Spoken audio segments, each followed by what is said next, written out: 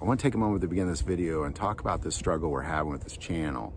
It's really kind of the way that gun channels are interacting with Google and YouTube is affecting us, and it's affecting our ability to be able to produce content. So I want to take a moment and just ask you support us on Patreon, where a lot of the content we can't put here is going, and it supports this ministry.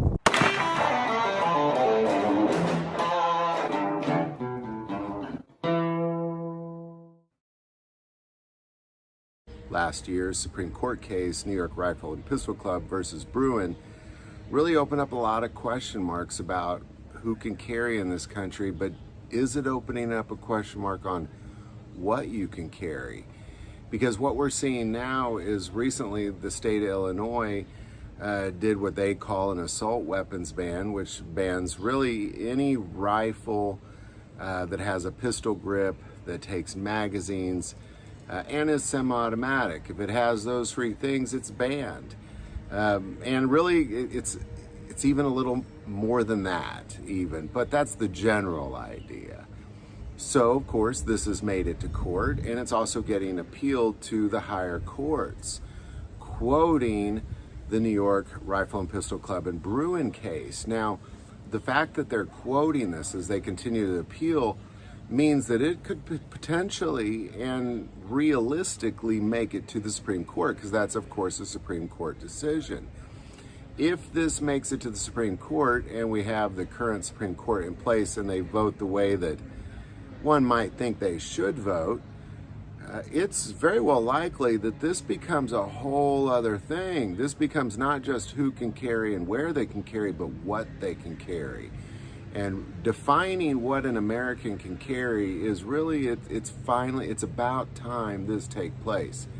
I think the Supreme Court is in a position to favor and pro-Second Amendment ways, but it is a big deal when you can say, well, according to the Supreme Court, these are the weapons we can carry, and that's really the question that's being played out here. So again, ultimately what you got here is you have states like Illinois banning really anything with a pistol grip, magazine fed, and semi-automatic.